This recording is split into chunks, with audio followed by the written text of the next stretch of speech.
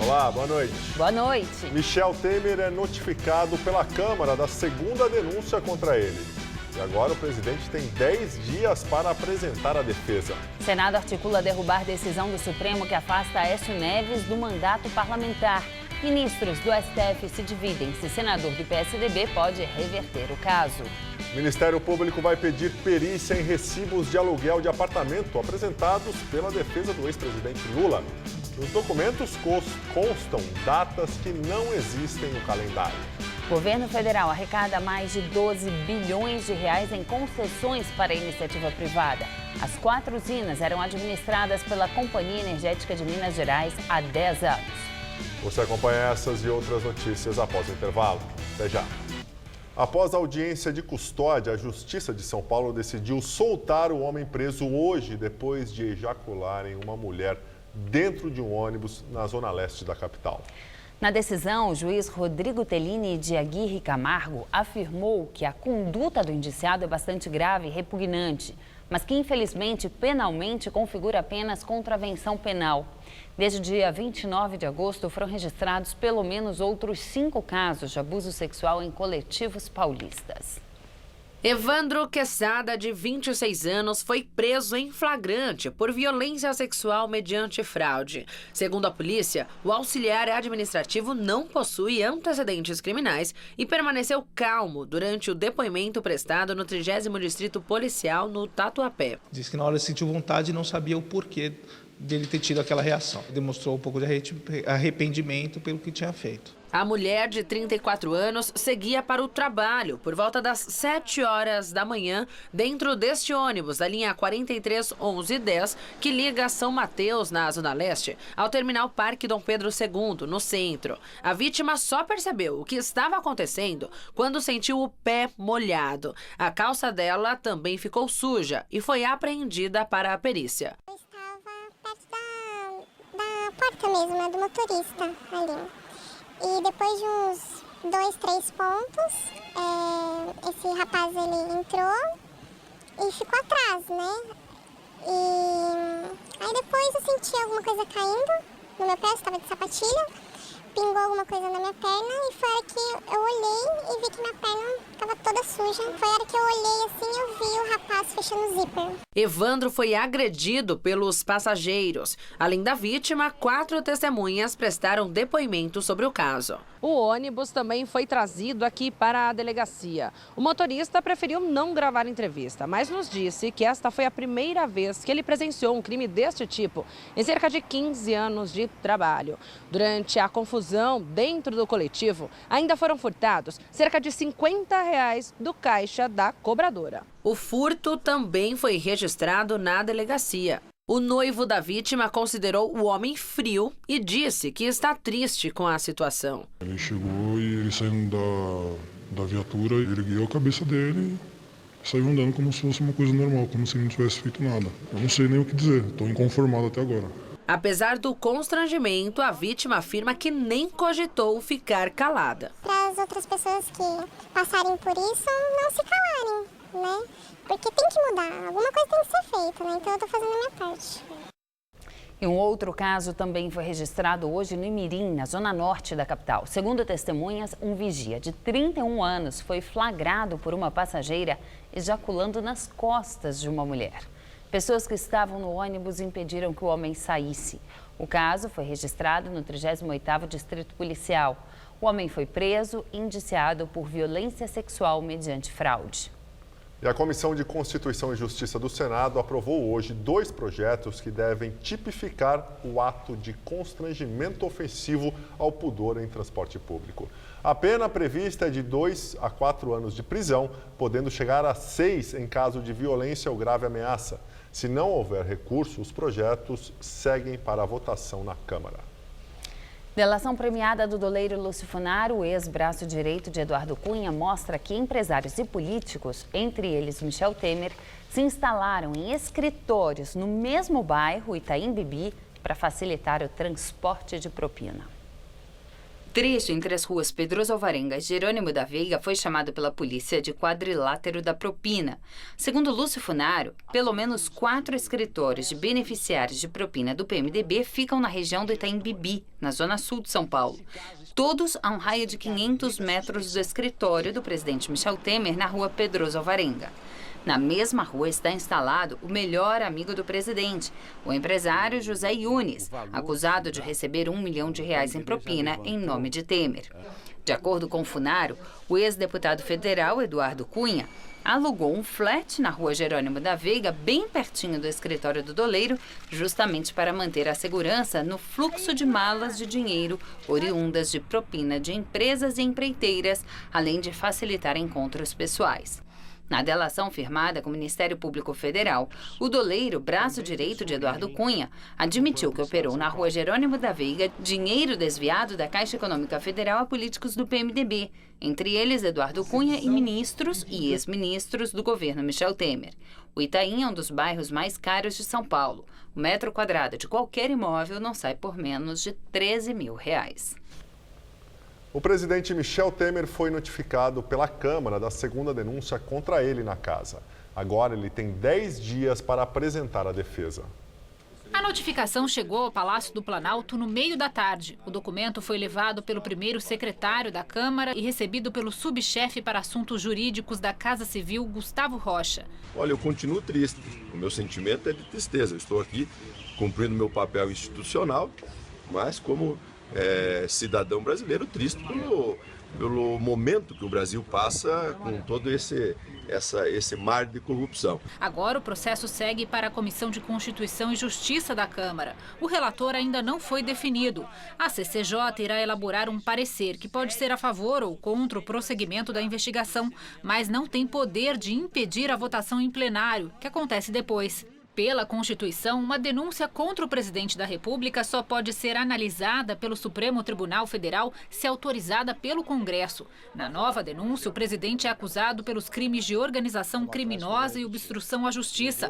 Além de Temer, também são acusados os 2 ministros mais próximos dele, Eliseu Padilha e Moreira Franco, ambos do PMDB, que também foram notificados. Ontem, o governo levou um susto. A base se rebelou. Por uma votação apertada, a Câmara dos Deputados aprovou a medida provisória que assegura status de ministério para a Secretaria-Geral da Presidência da República. Na prática, a decisão garante que Moreira Franco tenha direito ao foro privilegiado. Desde ontem, o presidente dedica toda a agenda em reuniões com parlamentares da base aliada. Hoje estavam previstos encontros de meia em meia hora com deputados do PSC, PMDB, do Podemos, PR, PSD e com um senador do PTB. Na terça, foram 4 encontros com deputados do PR e PP, incluindo o deputado Paulo Maluf. A informação de bastidor é que o gabinete está aberto a demandas. O objetivo, neste momento, seria conversar com parlamentares que votaram contra a primeira denúncia que tramitou na Câmara, que tratava de corrupção passiva e que acabou arquivada por 263 votos a favor e 227 contra. Num segundo momento, Temer também deve chamar os deputados indecisos. E agora à noite, o presidente da CCJ disse que a denúncia contra Temer e ministros não será fatiada. O deputado Rodrigo Pacheco, do PMDB, disse ainda que deve anunciar até sexta-feira o relator da matéria na comissão. Os recibos de aluguel do apartamento de São Bernardo do Campo, na BC Paulista, apresentados pela defesa do ex-presidente Lula, serão alvo de perícia da Operação Lava Jato. O pedido de análise técnica deverá ser feito pelo Ministério Público Federal para verificar a autenticidade dos documentos. O material chamou a atenção dos investigadores por apresentar incorreções. 2 deles trazem datas que não existem, 31 de junho de 2014 e 31 de novembro de 2015. A defesa de Lula apresentou os recibos na segunda-feira, após ser questionada pelo juiz Sérgio Moro no interrogatório do petista no início deste mês. Os advogados de Lula sustentam que a ex-primeira-dama Marisa Letícia pagou aluguéis pelo imóvel para Glaucus Costa Marques, primo do pecuarista José Carlos Bunlai. Em depoimento ao juiz Sérgio Moro, Costa Marques disse que adquiriu o apartamento a pedido de Bunlai e que só começou a receber aluguel um dia depois da prisão do pecuarista, em novembro de 2015. O Senado foi notificado hoje da decisão do Supremo que determinou o afastamento de Aécio Neves, do PSDB, do mandato parlamentar. Enquanto isso, os senadores articulam derrubar a medida. No entanto, os ministros do STF se dividem se o Senado pode reverter o caso. Aécio Neves é acusado de corrupção passiva e obstrução de justiça por pedir e receber R$2 milhões da JBS Friboi e de ter atuado no Senado e junto ao Executivo para atrapalhar as investigações. Além de determinar o afastamento do tucano, a primeira turma do Supremo decidiu por maioria que ele deve se recolher em casa no período noturno. Votaram neste sentido os ministros Luiz Roberto Barroso, Rosa Weber e Luiz Fux. Foram contrários os ministros Marco Aurélio Mello, o relator da matéria, e Alexandre de Moraes, que antes de assumir a vaga no STF era afiliado ao PSDB, partido de Aécio. Agora a discussão deve ocorrer no plenário do Senado. Parlamentares já estão articulando derrubar a decisão do STF. Até o presidente da República já entrou na jogada para salvar o aliado. Michel Temer teria tratado do assunto com o líder do governo no Senado, Romero Jucá. O medo do Palácio do Planalto é que a eventual saída de cena de Aécio possa ser usada contra Temer no momento em que ele precisa de votos para barrar a segunda denúncia na Câmara. Para o presidente do Senado, Eunício Oliveira, do PMDB, se a Constituição foi ferida, cabe à Casa tomar decisão. O texto constitucional de 88 não trata expressamente de afastamento de parlamentar. De acordo com o artigo 5.3, parágrafo 2º da Constituição Federal, desde a expedição do diploma, os membros do Congresso Nacional não poderão ser presos, salvo em flagrante de crime inafiançável. Nesse caso, os autos serão remetidos dentro de 24 horas à casa respectiva, para que, pelo voto da maioria de seus membros, resolva sobre a prisão. Não é o presidente do Senado que toma a iniciativa, não é o presidente do Congresso que toma a decisão. Quem tomou a decisão, nesses casos, foram os constituintes de 88, que colocaram isso com muita clareza na Constituição Federal. Para senadores do PSDB, a decisão do Supremo cerceia a liberdade de Aécio. Se fez um ativismo judicial muito forte e é preciso que a Constituição seja respeitada para que nós possamos evitar que outros casos semelhantes possam acontecer a partir de precedentes que são abertos. Pelo Twitter, o senador Randolfo Rodrigues, da Rede, criticou uma possível articulação do Senado para analisar a decisão do Supremo. Já o ministro Marco Aurélio, que foi voto vencido ontem, disse que o Senado pode sim reavaliar a decisão da Corte.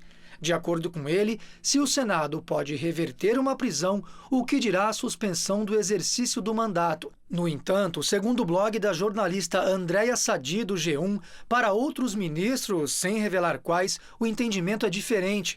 Ou seja, não existe previsão legal do Senado reverter a decisão da primeira turma. Isto porque os ministros se basearam no artigo 319 do Código de Processo Penal, que diz que o recolhimento domiciliar é medida diferente de prisão.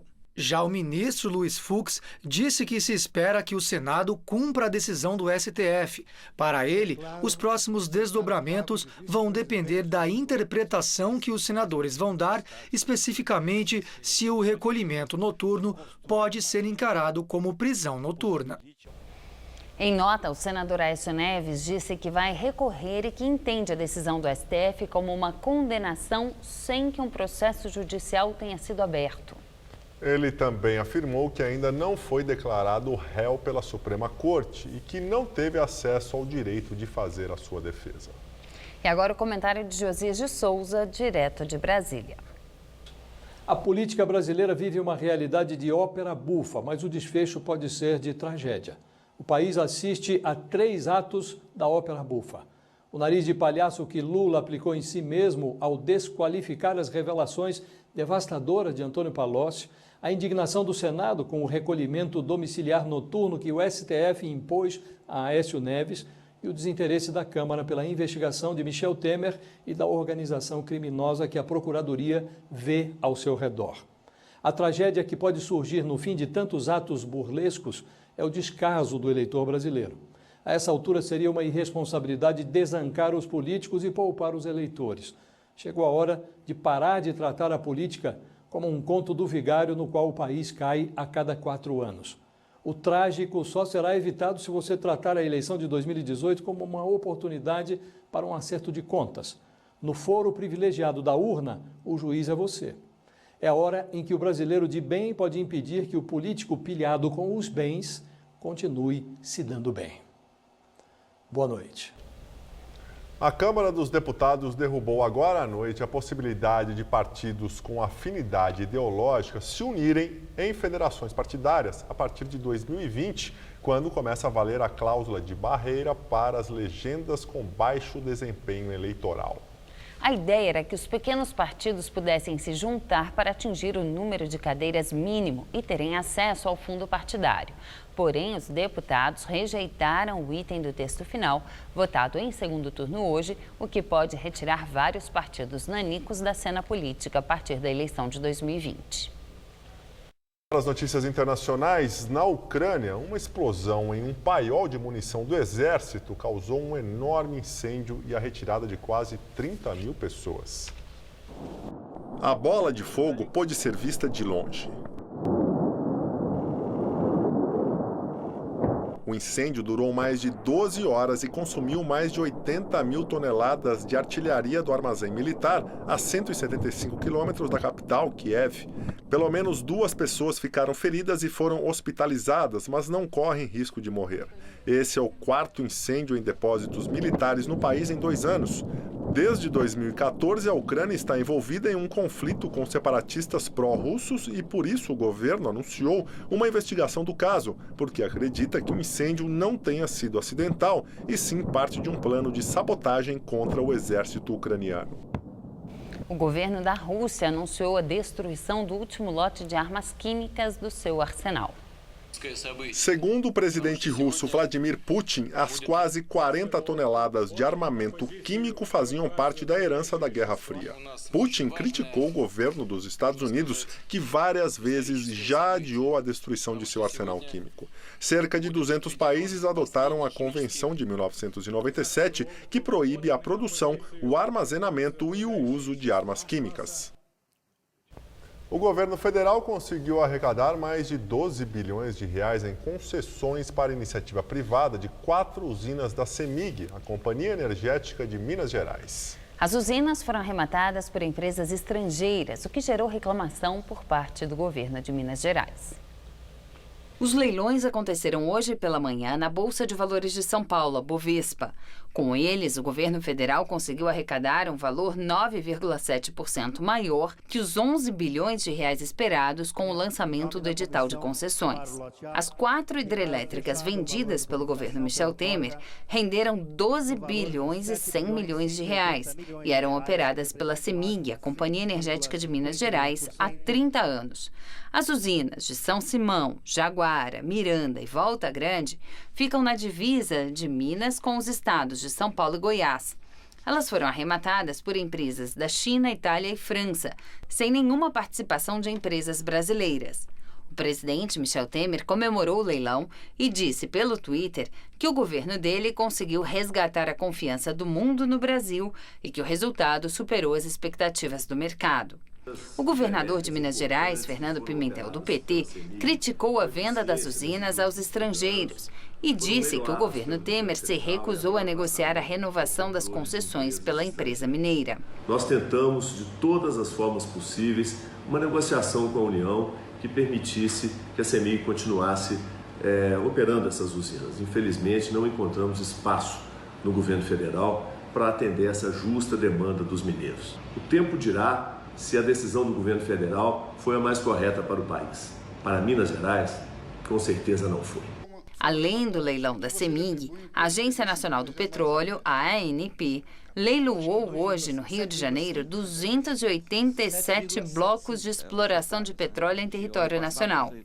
Antes do leilão, sindicalistas do setor petroleiro e movimentos sindicais tentaram invadir o local onde as negociações aconteciam. Houve muita confusão e empurra-empurra.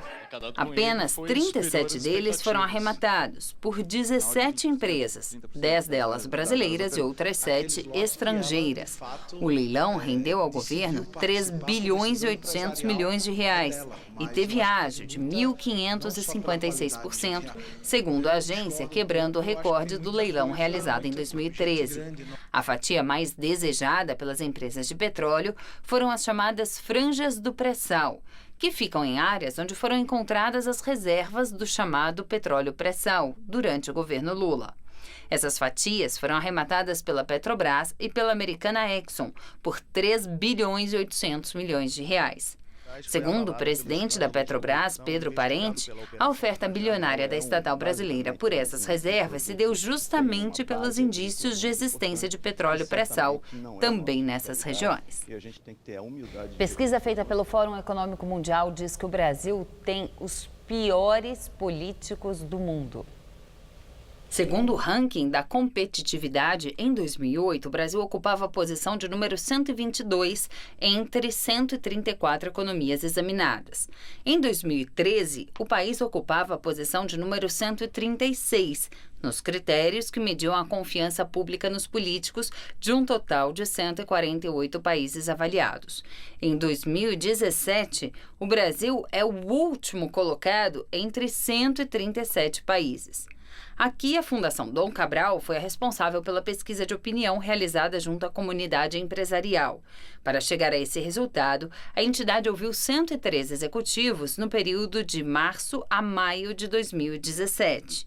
A pesquisa mostra ainda outros pontos preocupantes. No que se refere ao desvio de recursos públicos, o país está entre os 3 últimos do ranking, os mais corruptos. No critério sobre eficiência de gastos governamentais, o Brasil aparece entre os 4 piores. O Brasil apresentou melhora na avaliação popular das instituições e avançou 11 posições, ocupando agora a posição de número 109. Segundo o levantamento, o avanço está associado às ações no âmbito da Operação Lava Jato. Polícia Militar de São Paulo investiga 20 policiais por suspeita de envolvimento em um esquema de desvio de mais de 7 milhões de reais da corporação. Um tenente-coronel aposentado foi preso. Segundo a denúncia do Ministério Público, os desvios aconteciam há pelo menos 6 anos. Começaram com a contratação da empresa Construord para fazer a manutenção do Lago das Carpas, nos jardins do Comando Geral da PM, na Luz, no centro de São Paulo.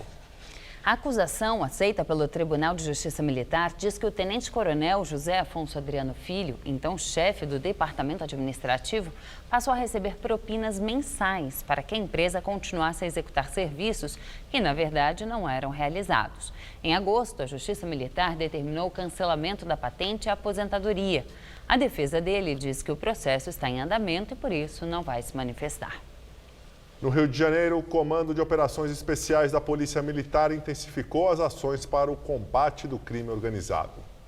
Hoje, as tropas de elite da Polícia Militar fizeram operações na Rocinha, no Alemão e no Vidigal. Essas ações são motivadas por boatos de que o traficante Rogério 157, pivô da atual guerra na Rocinha, estaria nos morros do Alemão ou do Vidigal.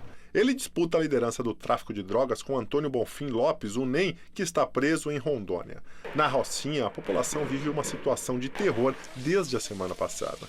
Com a violência, as escolas continuam fechadas e milhares de alunos estão sem aulas. A Polícia Civil prendeu ao menos 4 suspeitos em outras favelas da Baixada Fluminense em uma ação integrada com o apoio da Polícia Rodoviária Federal e das Forças Armadas. E agora vamos ao comentário de política com Bob Fernandes. Imagens de guerra civil. 1.195 mortes violentas no Rio e Brasil afora, em uma semana. E tem quem só agora pergunte, como isso pôde acontecer? A resposta, que cinismo e hipocrisia buscam esconder, sempre esteve nas desigualdades brutais. Desigualdade secular, emprenhada em 350 anos de escravidão, depois largada e reproduzida por aí, como um paradoxo, aos olhos de todos, mas invisível. Mais do que nunca, gente morando nas calçadas, praças, debaixo de marquises, humanos vistos como estorvo, sejam pobres de volta à miséria, sejam zumbis do crack e desespero. mas quase nunca imagens republicadas, para que multidões não enxerguem o que cada um já vê, de dia e de noite. Nunca debates com imagens e depoimentos que exibam cruamente o que também somos. Nas esquinas, malabaristas, pedintes, assaltantes ou vendedores em nome de Deus. Como isso pôde acontecer? Perguntam durante o morticínio cotidiano. Como perguntar isso se já são quase 60 mil os mortos por violência ano a ano? Como, depois de 35 anos e 1,5 milhão de homicídios e assassinatos? E por quê?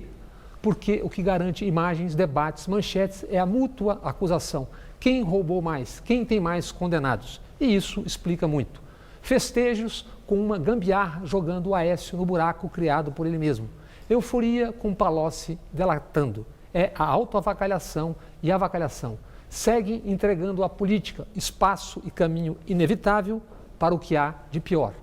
Para o velho, quando não velhaco travestido de novo. Entregando a corruptos que agora, de novo, comprarão corruptos, sempre em nome do futuro.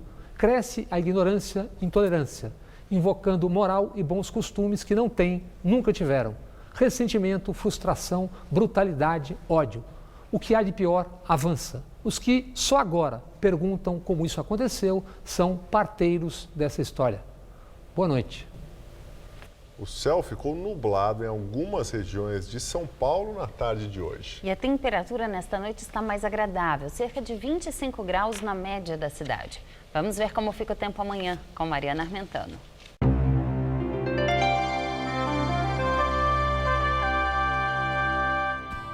O calor vai dar uma trégua aqui na faixa leste, falando inclusive aqui da região metropolitana de São Paulo. Nessa madrugada teremos mínima de 17 e máxima amanhã à tarde de 27 graus, sem chuvas por aqui. Aí na sexta-feira a máxima cai para 26, ainda não chove, mas no sábado a temperatura cai um pouco mais, fica entre 16 e 24 graus e a previsão é de chuva a qualquer hora do dia. Nós ficamos por aqui. A edição de hoje pode ser vista no site do Jornal da Gazeta. Muito obrigado pela sua companhia. Tenha uma excelente noite. Até amanhã, Ju. Até amanhã, Gabriel. Uma ótima noite para você. Fique agora com Rony Von no Todo Seu.